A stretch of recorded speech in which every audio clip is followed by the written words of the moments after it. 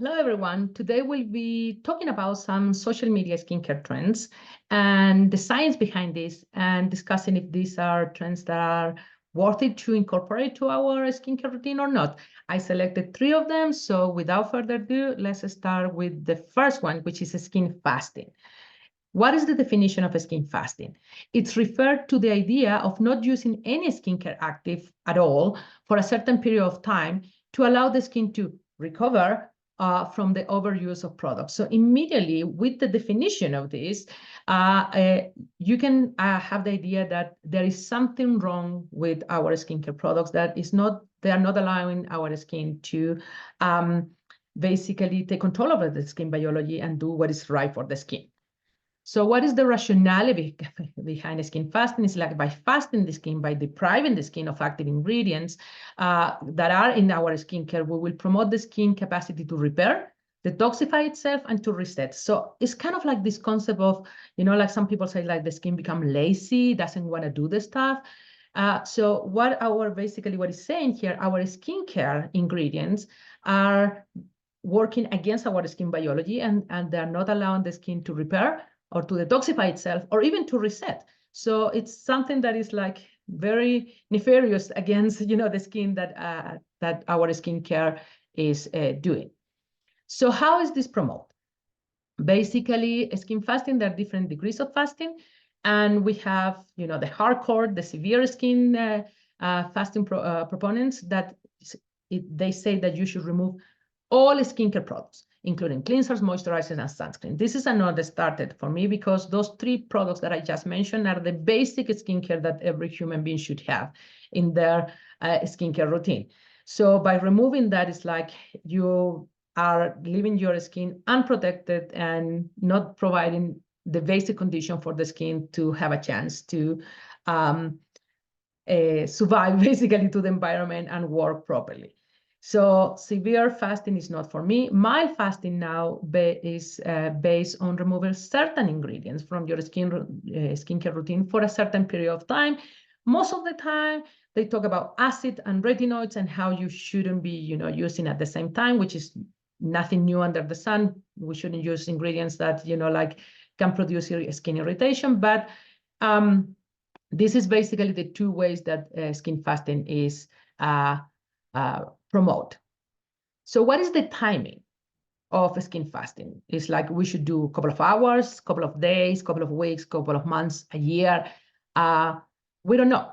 We don't know because there is no clarity behind the concept of skin fasting. So we don't know if, this recovering of our detoxifying capacity and our repair capacity of the skin will take weeks or will take years for, this toxic or like bad influence of the skincare routine. So some people promote this as a couple of days, some people say several weeks, but there is no full consensus of how skin fasting should happen. So the question is, how does this happen?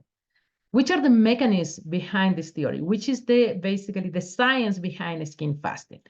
And I did a long search and I didn't find anything basically that can support that skin fasting is good. So let me basically, let's talk a little bit about this theory. So say this is an unproven theory that states that a skincare product coach or direct your skin biology. This is true. The whole concept of skincare and anti-aging is that by adding topical products to your skin, you are able to manipulate the biology of your aged skin, of your inflamed skin, and make it, behave as a young skin and as a healthy skin. So this is basically, we all agree that the skincare product can manipulate or can coach your skin biology. And if you do it properly, you will have good results. So they also state, that skincare-induced coaching, basically what it does, throw off your skin natural and self-regulating cycle. So basically, by adding these ingredients, the direction where the skin is going is overtaken by this ingredient, and you cannot basically repair, detoxify, and reset the skin. The skin cannot do that. So let me rephrase this. But not applying skincare products for a certain period of time to my aged or damaged or inflamed skin, my skin, which is aged, damaged, or inflamed, will will basically reset, and it will basically restore a youthful and healthy condition. So the concept of me not doing anything for the skin to do everything when it's aged, inflamed, or irritated, it's a nonsense to me. So basically, this is similar to having an issue, for example, with your cardiovascular system. You know, like you have high blood pressure, you have a well-controlled high blood pressure condition with your medication, but your medication, what it's doing is basically stopping your heart, your blood vessel, your whole cardiovascular system to restore the normal blood pressure. So I will stop the medication for a couple of days and allow my own age or dysfunctional cardiovascular system to reset, detox, and repair itself. So the question is, does that make sense? And probably your answer will be no, it doesn't make sense. So why we think that age, inflamed, or damaged skin is different from your cardiovascular system? So I will say no to skin fasting is like yes to be wise at like putting your ingredients in a way that they don't irritate the skin, that you don't over exfoliate, and you basically want to go slow to go fast when it comes to skincare, because you want to have maximum benefit with minimum irritation. When it comes to, like a skin fasting, I mentioned that there are three major ingredients, three major products that we should use. Basically, as I say, sunscreen. Everyone should be aware of using sunscreen. We need, protection, because our skin is like, as much as, like melanin you produce, we are not designed to be hours exposed to the solar radiation. Not only the solar radiation, but we also have heat-induced, issues that happen in our skin. So we need to have basically a daily application of sunscreen. I always recommend a minimum of SPF 30 with a PA, so with a protection against UVA of like 4+, if that can happen. Cleansers, of course, we have to clean the skin. It's like we cannot live without. I mean, we clean our body, on daily basis. We wash our hands on daily basis. Why our face, for example, will be the exception? So we need to clean, not only to remove, the makeup, or remove, like sebum or cells of allergen, but also to remove dust and pollutant. As we are exposed to the environment, things will get deposited on our skin, and we need to remove them. So not cleansing the skin, like properly, may increase inflammation, promote pore clogging, or skin dehydration. So cleansing is something that needs to happen. It's a no-brainer. And finally, the third step that we should be always doing is using moisturizers. Why? Because, if we don't use moisturizer, basically we can create inflammation in our skin. We can have and inflammation is, I always say, is the main saboteur of anti-aging, but also of skin health. So damage, inflame, all skin have a compromised barrier. We know that because, our skin is red. We experience the tingling sensation when we add substances in our skin, and that is basically indication of a compromised barrier. By removing products or ingredients that promote barrier healing, we are creating these vicious cycles of inflammation, dehydration, cell damage. When your skin is inflamed, barrier is compromised, and you have cell damage, the penetration of pollutants and pathogen will be easier, so you can have more inflammation, more destruction. And on the top of that, you have a destruction of the microbiome, which protects your skin. So it's like not having a good barrier, not promoting a good barrier is something that it's basically very bad. You can use moisturizers that are highly occlusive, lightly occlusive, that promote your own production of natural moisturizing factor or hyaluronic acid. You have a wide variety of products in the market that can fit your needs for skin barrier improvement as well as moisturization. So as I say, three things that you shouldn't basically mess up with is like SPF, cleaning your skin, and moisturizing your skin. Okay, so let's talk about skin cycling now. Skin cycling is a new name for the oldest trick in the book. So I was surprised when this happened in social media, because I was like, what are we talking about? This is like a skincare 101. Anyone should know what we are talking here. So it's a new strategy, a strategic way to bring your night skincare routine to the next level. Okay, good. We all want that, the next level. So this doesn't sound very scientifically so far. So let's move. Promote the skin health while minimizing irritation. So that to me is the definition of a well-thought skincare routine. It's the routine that for your skin works at promoting skin health or like restoring skin health while minimizing irritation. So there is nothing new here. We all should be, aiming for these goals. So what is the plan of action? So what is a skin cycling? Night 1, exfoliate. Night 2, use a vitamin A product. Night 3 to 4, moisturizing product. So like, okay, we don't use acid with retinoids. We know that. We know that if you use acid with retinoids, you shouldn't do that. We know that we shouldn't do over exfoliation. New name, new marketing, new rebranding, all good. We are like, on the same page. So there is nothing new here. It's a simple rebranding of a well-known skincare mantra, which is more is less. Do not over-treat your skin. Do not over-exfoliate your skin, because that creates barrier damage and dehydration. And, the most important thing is like, when it comes to skincare, you have to work with your skin and not overload the skin with active ingredients. Finally, skin flooding. And this was, the one that probably makes me laugh the most, because it's the videos on social media were pretty funny, actually, of people like putting products and dripping, the skin dripping in water to basically try to accomplish the benefits. So the strategy behind skin flooding is layering skincare products to lock water and to boost deep, long-lasting hydration. So the layering of skincare products is very, well known. We should do it like from the thinner to the thicker to avoid issues with the skin penetration. I also add to this, the number of products that you add. If you add 13 products to your skin, don't expect the last one to do anything, because it will not be able to.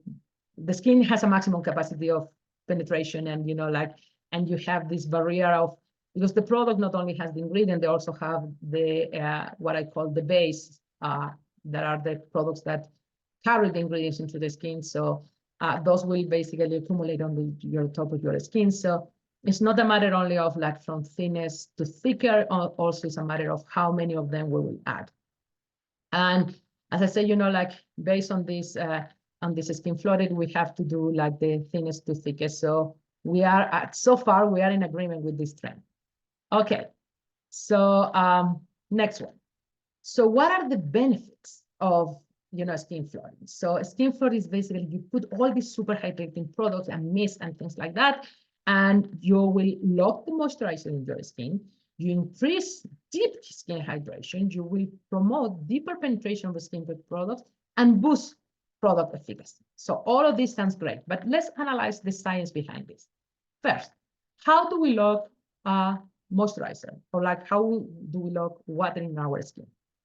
First, we need to improve the barrier function, because if not, we will have, like the skin is open. That means that, we will be losing water all the time. So we need to improve barrier function, and we need to increase in the skin the presence of water-loving substances. So substances that will trap the water. Once that the water basically goes through the upper layers of the skin, if that happens, we will trap the water there. That is your hyaluronic acid and your natural moisturizing factor. And the lipids in the skin, cholesterol, ceramides, and fatty acid, basically, those are the ones that will help you to seal the skin. So by applying highly hydrating serum or water or mist or tones on top of your skin and having your skin dripping in liquids, you are not doing anything. You will, remember, the barrier, the skin barrier is made of lipids, and fat and water don't love each other. So for putting like tons and tons of water, you will not increase, the capacity of the skin to absorb water. It's the equivalent of me putting my face under the water on the inside of a swimming pool for like as long as I can hold my breath to basically allow all the water from the swimming pool to go to my skin. So unless that we fix the barrier function and we actually increase the capacity of our own skin to produce hyaluronic acid, natural moisturizing factors, and lipids, we will not be able to lock the moist inside of the skin. Okay, so let's talk about increases deep skin hydration. When we say deep skin hydration, we are talking about the dermal layer. So we go stratus corneal, epidermis, the dermal epidermal junction, and dermis. So we need to go all through all of those layers. So to increase dermal hydration, the mechanism is the same than epidermal hydration. You need to have molecules that are loving water molecules in the dermis to lock the water there, such as hyaluronic acid, conductin sulfide, and dermatan sulfide. So if we don't induce this, we will not be able to, trap the water there. Remember, the water will not go into your skin because you are like pouring water on the top or like putting your head under, inside of a swimming pool. You need to have molecules that actively lock water there. And it's hard to believe that water will go to your epidermis even further to move to your dermis. So no. Next one, promote deeper penetration of a skincare product. And this is one that I really hate to see because penetration of active ingredients is something that, it's very hard to accomplish. And most of the time, people think that penetration happens through the cells. Most of the time happens through, your hair follicles or your sebaceous gland or things like that. And the other things, like sometimes you don't need penetration of the ingredients. You just need to trigger signaling for these ingredients to work. So when it comes to, deep penetration of active ingredients, water will do nothing basically because it's the opposite. Remember, the layer is made of lipid. Water and lipid don't like each other. So the penetration of active ingredient depends on intrinsic characteristic of the ingredients, the formulation itself, if you have penetration enhancers, or you basically kind of like lose a little bit the stratus corneum to allow these ingredients to go inside. And the integrity of the skin is, if the skin is, allow us to go through with the ingredients or not. So again, saturating your face with the liquids will not basically help with this. And boost product efficacy, I don't know how they will do this. I would love to know the science behind this, because this will basically make my life so much easier, because products will be working better than before just because you put a tons of water on your face. So skin flooding is just a trend. If you want to increase skin hydration, you need to basically address, as I say, barrier function, water-loving substances in your skin, induce them, hyaluronic acid, natural moisturizing factor, conductin sulfides, dermatan sulfate. Drinks enough amount of water so your skin will get the hydration that comes from the blood, from the circulation as it is. And that basically will restore the health of your skin and allow you to have a proper skin hydration. So that is it. Today we analyzed skin fasting, skin flooding, and I forgot what is the third one. But if you have any question, please don't hesitate in contact me. These are my social media information, and we will see each other very soon. Bye.